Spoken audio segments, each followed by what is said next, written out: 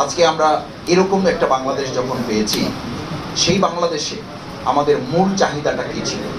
আমাদের মুক্তিযুদ্ধের অঙ্গীকার কি ছিল? আমাদের মুক্তিযুদ্ধের অঙ্গীকার সাম্যের কথা ছিল, আমাদের একত্রিত হওয়ার কথা ছিল, ঐক্যবদ্ধ জাতি বিনির্মাণের কথা ছিল। বাংলাদেশ স্বাধীনতার 53 বছর পার করে আজকের এই 54 বছরে আমরা এসে লক্ষ্য করেছি প্রত্যেক সরকার সবচেয়ে বড় বাংলাদেশের ক্ষতি করেছে। এই দেশের মধ্যে ঐক্যের নামে তারা জাতি বিভেদের রাজনীতি সৃষ্টি করেছে। আজকে 2024-এ এসেও আমরা খেয়াল করি সেই 71-এর অর্জিত স্বাধীনতাকে যেন অর্থবহ করা না যায়, তার ধারাবাহিকতায় 2024-এর অর্জিত এই নতুন বাংলাদেশের নতুন স্বাধীনতাকেও যাতে অর্থবহ করা না যায়, তার জন্য কেউ কেউ এখনো ঠিক ফেসিবাদের সুরে তাদের প্রতিধ্বনি তাদের বক্তব্যের মধ্যে এখনো খুঁজে পাওয়া যায়। আমরা পরিষ্কার বলতে চাই, 71 পরবর্তী এই 53 বছরে যারা স্বাধীনতার সূর্যকে, স্বাধীনতার অর্থকে, স্বাধীনতার সুখকে মানুষের মাঝে পৌঁছে দিতে ব্যর্থ হয়েছেন, তারাই 2024-এ এসে আবার আওয়ামী ফেসিবাদের সেই একই কথা বলে ফেসিবাদের প্রতিধ্বনি আপনারা জাতির কাছে তুলে ধরছেন। ফেসিবাদের উত্তরসূরি হিসেবে জাতি আবার তাদেরকে চিহ্নিত করতে বাধ্য হবে।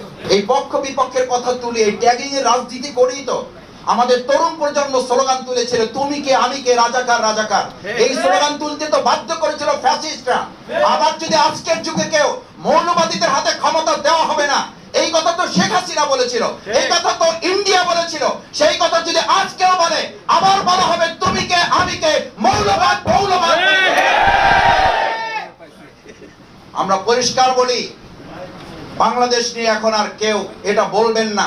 আমি এখন এটা বলতে শুনি, এটা বললে আমাদের কষ্ট লাগে, দেশটা কারো ভাবেন না। কেন কষ্ট লাগবে? কষ্ট লাগলে বুঝতে হবে যে এখনো রাষ্ট্রের মালিকানা আপনারা কেউ কেউ ব্যক্তি কিংবা দল দাবি করার চেষ্টা করতেছে। আমাদের 24-এর ছাত্র জনতা দেশটা কারো বাপের নাই স্লোগান এখনো দেয়ালে দেয়ালে লাল কালিতে দেখা যায়। যদি সাহস থাকে তাহলে সেগুলো মুছে ফেলুন, না হলে এর বিরুদ্ধে কথা বলার নৈতিক শক্তি আমাকে আপনাকে কে দিয়েছে? আমি আজকে এই কথা এই জন্য বলছি ভাইয়েরা, 2024-এর জুলাই আগস্টের গণ অভ্যুত্থান পরবর্তী আমরা সেই 71-এর পরেও দেখেছি আমাদের মুক্তিযোদ্ধা, তাদের সন্তান, তাদের মেয়েকে লাঞ্ছিত করা হয়েছিল, তাদের বাড়িঘর দখল করা হয়েছিল।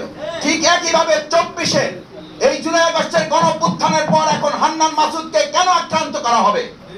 কেন আমাদের শহীদ পরিবারের সন্তান তার মেয়েকে পটুয়াখালী কবর জিয়ারত করার মতো একটা স্পর্শকাতর জায়গায় কেন আমাদের মেয়েকে লাঞ্ছিত করে তার ইজ্জতহানি করা হবে? কে করেছে, কারা করেছে, চিহ্নিত করে তাদের গ্রেফতারের ব্যবস্থা করতে হবে। আমরা তো একথাও শুনতে পাই, 71 পরবর্তী ওই দলটি তা করেছিল, এটাই তো করেছিল যে আমাদের বিরুদ্ধে দেশ আমাদের, এটা আমরা স্বাধীন করেছি, আমরা যা বলবো তাই হবে। বিগত 15 বছর আমরা তাই শুনেছি। 2024 পরবর্তী আমরা একই কথা শুনতে পাচ্ছি, আমার নেতাদেরকে গ্রেফতার করা হলে আমার অনুমতি ছাড়া থানা ঘেরাও করা হবে। আমার অনুমতি ছাড়া আমার নেতাকে গ্রেফতার করা হলে থানা ঘেরাও যদি হয়, তাহলে সেই দেশে সেই রাজনৈতিক কালচারে একটা অংশগ্রহণমূলক সুষ্ঠু অবাধ নির্বাচন আপনি কি করে আশা করেন?